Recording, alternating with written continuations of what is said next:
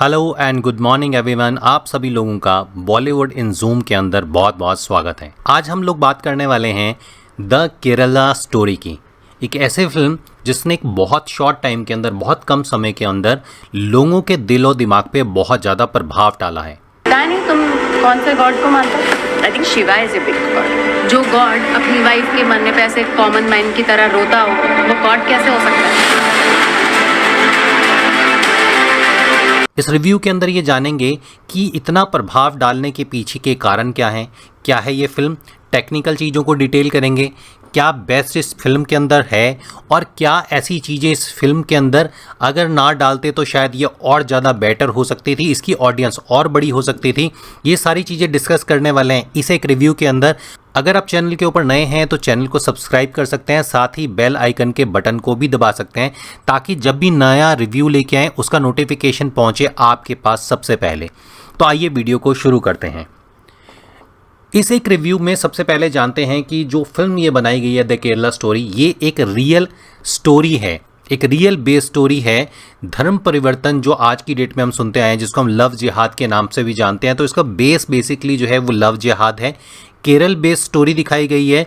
2 locations को use किया गया है। इंडिया में केरल की लोकेशंस को दिखाया गया है, साथ ही विदेश में अफगानिस्तान की लोकेशन को बहुत बखूबी तरीके से दिखाया गया है। सुदीप्तो सेन ने इस फिल्म को डायरेक्ट किया है। इसमें कोई डाउट ही नहीं है कि सुदीप्तो सेन अपने आप में एक बहुत बढ़िया डायरेक्टर हैं और इस फिल्म के अंदर भी जो उन्होंने सीन को शूट किया है वो इतना परफेक्टली, इतना कन्विंसिंग तरीके से शूट किया है कि एक एक फिल्म का एक एक सीन, एक एक शॉट, जैसे जैसे आप एक एक फ्रेम की तरफ बढ़ते हैं, बहुत ही परफेक्ट तरीके से आपको वो फिल्म समझ आती है और आपके दिमाग के अंदर वो फिल्म बैठती है। विपुल अमृतपाल शाह ने इस फिल्म को प्रोड्यूस भी किया है, क्योंकि बहुत सारे बड़े प्रोड्यूसर इस फिल्म को देख के शायद इस फिल्म के साथ एसोसिएट होने के बारे में नहीं सोच रहे थे, इसलिए इस फिल्म को एक कंपनी ने साथ में सनशाइन पिक्चर जो हैं वो उसने प्रोड्यूस किया है। अगर स्टोरी की बात करके चलें, सबसे पहले स्टार कास्ट की बात कर ले के चलते हैं। कोई बहुत नोन या बहुत बड़ी स्टार कास्ट नहीं है। अद शर्मा ने लीड रोल किया है शालिनी उन्नीकृष्णन का। मेरा नाम शालिनी उन्नीकृष्णन था। मैं नर्स बन के लोगों को सर्व करना चाहती थी। अब मैं फातिमा बा हूँ, एक ISIS terrorist in Afghanistan jail. और मैं अकेली नहीं हूँ, मेरे जैसे 32,000 गर्ल्स कन्वर्ट होके सीरिया और यमन की रेगिस्तान में दफन हो चुकी है। तो फिल्म की स्टोरी स्टार्ट होती है Islamic state of Iran and Syria के लिए जिहादी बन चुकी एक लड़के की, जिसकी इन्वेस्टिगेशन हो रही है, जिसकी इंटेरोगेशन हो रही है। अमेरिका और डिफरेंट कंट्री की जो खुफिया एजेंसीज हैं वो एक इंटेरोगेशन चल रही हैं और इसी इंटेरोगेशन के दौरान अद शर्मा, जिसने शालिनी उन्नीकृष्णन का रोल किया है, उससे जब इन्वेस्टिगेशन की जाती है तो बैकग्राउंड के अंदर स्टोरी चलती है और बैकग्राउंड में 2 स्टोरी चलती हैं जहाँ पे ये बताती हैं कि कैसे वो इस्लाम के अंदर कन्वर्ट हुई, कैसे उनका कन्वर्जन इस्लाम के अंदर हुआ और साथ ही वो अफ़गानिस्तान में कैसे पहुँची। ये सारी चीज़ें इस फिल्म के अंदर दिखाई गई हैं। एक सिंपल सी 4 लड़कियों की स्टोरी है जो अलग अलग शहरों से एक शहर में आती हैं पढ़ने के लिए, हायर स्टडी करने के लिए। और जब वो एक शहर के अंदर आती हैं तो एज अ क्लासमेट उनके साथ एक और लड़की उनको मिलती है जिसका नाम है आसिफा। फिल्म के अंदर आसिफा, जो सोनिया ने बहुत बखूबी रोल किया है। और धीरे धीरे वो इनके जो धर्म है, जो हिंदू धर्म है, उसके बारे में कुछ क्वेश्चनिंग करती है।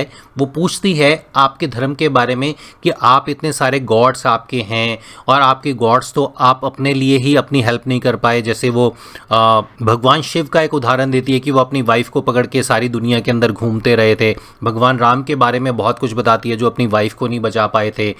और वो ऐसे ऐसे क्वेश्चन हिंदुइज़्म के बारे में पूछती है जिसकी वजह से ये लड़कियां उनको जवाब नहीं दे पाती। अब यहाँ पे एक बहुत बढ़िया नॉलेज भी मिलती है कि हम लोग अपने धर्म को मानते तो हैं, हम अपने धर्म को फॉलो करते हैं, हम पूजा पाठ करते हैं, लेकिन हम अपने बच्चों को या हम खुद ये नहीं समझते कि हम ये पूजा पाठ कर क्यों रहे हैं। हमारे जो गॉड एंड गॉडेस हैं, देवी देवता जो हैं, हमारा जो जन्म है, हमारा जो धर्म है, इसकी प्रॉपर नॉलेज हमारे पास ना होने के कारण दूसरे लोग हमें बहुत आराम से कन्विंस कर लेते हैं, जो इस फिल्म का एक बहुत स्ट्रॉन्ग टॉपिक टॉपिक है और हिंदुइज़्म को ये समझना भी चाहिए, हम लोगों को ये समझना चाहिए या क्रिश्चियनिज़्म को ये समझना चाहिए या किसी भी धर्म के व्यक्ति को ये समझना चाहिए कि आप जिस धर्म में हैं, आप जिस चीज़ को फॉलो कर रहे हैं उसके बारे में पूरी तरीके से नॉलेज रखने के बाद ही आप ये सारी चीज़ें कीजिए, ताकि अगर कोई आपसे इसके बारे में कल की डेट में प्रश्न पूछता है तो आप उसको सटीक तरीके से जवाब दे पाएँ।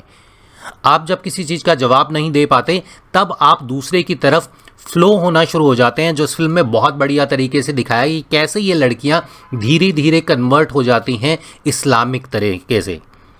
वहाँ पे बहुत सारी चीज़ें क्रिएट भी की गई, जैसे एक सीन के अंदर यहाँ पे दिखाया गया कि इन लड़कियों के साथ छेड़छाड़ होती है और जो आसिफा है वो इन लड़कियों को बताती है कि अगर आपने हिजाब डाला होता, यानी कि अगर आपने अपने चेहरे को ढका होता तो आपके साथ कभी ऐसा ना होता, कोई भी इस्लाम की जो फॉलोअर है उसके साथ कभी छेड़छाड़ नहीं होती, उसके साथ कभी रेप नहीं होता। और इसी फिल्म में कटाक्ष करते हुए सुदीप्तो सेन ने बहुत बढ़िया तरीके से दिखाया कि कैसे अफगानिस्तान के अंदर जो लेडीज़ हैं, जो फीमेल हैं, वो एक सेक्स स्लेव की तरह वहाँ पे काम करती हैं। उनके पास किसी तरीके के राइट नहीं है, इवन उनका फ़ोन तक सुनना भी कुरान के हिसाब से हराम है। और वहाँ पे एक बहुत बढ़िया कटाक्ष आता है जहाँ पे जो लीड रोल हैं शालिनी उन्नीकृष्णन, वो ये पूछती हैं कि जब ये कुरान लिखी गई, जब ये शरिया कानून लिखा गया, उस टाइम पे तो मोबाइल फ़ोन था ही नहीं, तो कैसे उस किताब के अंदर ये लिख दिया गया कि मोबाइल फ़ोन इस्लामिक या इस्लाम के अंदर हराम है या लेडीज़ के लिए ये यूज़ करना हराम है। बहुत बढ़िया तरीके से स्टोरी को डिज़ाइन किया गया। धीरे धीरे ये लड़कियां कन्वर्ट होती हैं इस्लाम के अंदर और ये दिखाया गया कि केरला में किस तरीके से, अगर इस फिल्म को पूरा देखेंगे तो आप लोगों से रिक्वेस्ट है कि सिनेमा हॉल के अंदर लास्ट तक बैठिएगा जब तक नंबरिंग पूरी ख़त्म ना हो जाए, क्योंकि वहाँ पे जो आप फिगर देखेंगे उस फिगर के अकॉर्डिंगली आने वाले कुछ सालों में जो केरला है वो पूरी तरीके से इस्लामिक स्टेट के अंदर कन्वर्ट हो जाएगा। मेरे जैसे 32,000 गर्ल्स कन्वर्ट होके सीरिया और यमन की रेगिस्तान में दफन हो चुकी है। एक नॉर्मल लड़की को एक खतरनाक टेररिस्ट बनाने का सबसे डेंजरस खेल चल रहा है केरला में, और वो भी खुलेआम। क्या कोई नहीं रोकेगा इसे?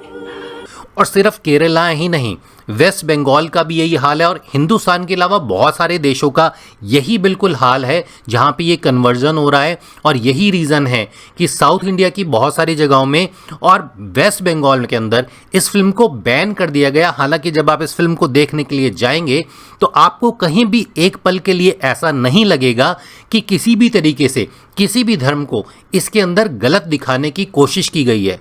इस फिल्म का उद्देश्य सिर्फ ये दिखाना था कि आप लोग अपने धर्म की प्रॉपर तरीके से एजुकेशन लें, दूसरों के बहकावे में ना आए। और यहाँ पे एक बहुत बढ़िया चीज़ और दिखाई गई है, लेकिन वो मैसेज ज़्यादातर लोगों तक ना पहुँच पाएगा। उसका रीज़न है कि इस फिल्म को बनाने वालों ने कुछ दृश्य ऐसे हैं जिसको अगर वो सिंबॉलिक रखते, यानी कि जहाँ पे एक सेक्स सीन दिखाना है वहाँ पे अगर उसको सिर्फ सिंबॉलिक तरीके से दिखाया जाता तो शायद 14 से 16 साल के बच्चे और लड़कियाँ भी इस फिल्म को देख पाती, जिनका इस फिल्म को देखना बहुत ज़्यादा ज़रूरी भी है, ताकि वो समझें कि आज की डेट में जिस प्यार, जिस मोहब्बत की वो बात करते हैं, जिस इश्क की वो बात करते हैं, ये एक्चुअल में कुछ नहीं है।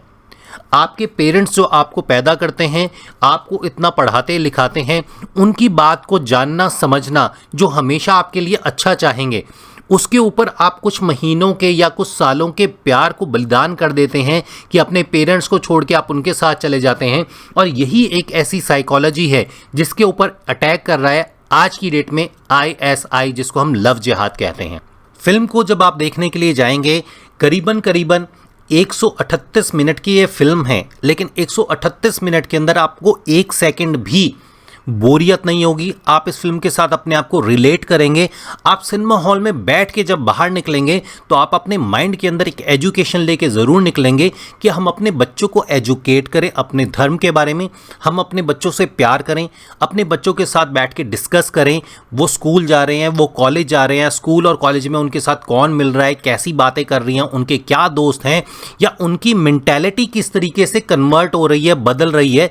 इस चीज़ पे ध्यान देना आज की डेट में पेरेंट्स को बहुत ज़्यादा ज़रूरी है, जो ये फिल्म दिखाती है। यही लड़कियां जब अफगानिस्तान के अंदर पहुंचती हैं तो उनके साथ कैसा व्यवहार होता है ये दिखाया गया है इस फिल्म के अंदर बहुत ही शानदार तरीके से। कैसे उनको एक सेक्स स्लेव की तरह सिर्फ अफगानिस्तान ही नहीं, इस्लामिक स्टेट्स के अंदर जब आप जाते हैं तो ये दिखाया गया कि कैसे वो महिलाओं को सिर्फ एक सेक्स स्लेव की तरह इस्तेमाल करते हैं। और इस फिल्म के अंदर जब इस एक मेन कैरेक्टर की, शालिनी उन्नीकृष्णन की, एक बच्ची पैदा हो जाती है, उस बच्चे को भी कैसे ये लोग छीन लेते हैं।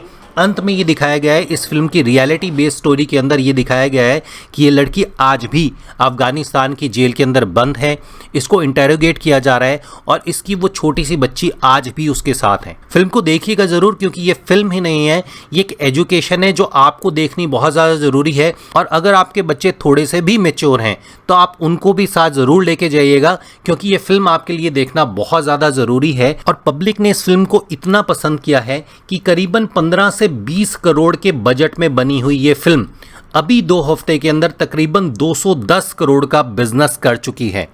ये एक रिव्यू था आज आपके लिए इस फिल्म का। उम्मीद है आपको रिव्यू पसंद आएगा। अगर रिव्यू पसंद आया तो अपने दोस्तों के साथ जरूर शेयर कीजिएगा। अगला आपके लिए रिव्यू बहुत जल्दी लेके आने वाले हैं, इसलिए चैनल पे बने रहिएगा। बेल आइकन के बटन को जरूर दबाइएगा, क्योंकि आपके लिए सिर्फ वेब सीरीज़ के रिव्यू नहीं, फिल्म स्टार्स और बहुत सारे लोगों की पर्सनल जानकारी लेके भी आते रहेंगे। तब तक के लिए बॉलीवुड इन जूम के सभी दर्शकों को हमारी तरफ से नमस्कार।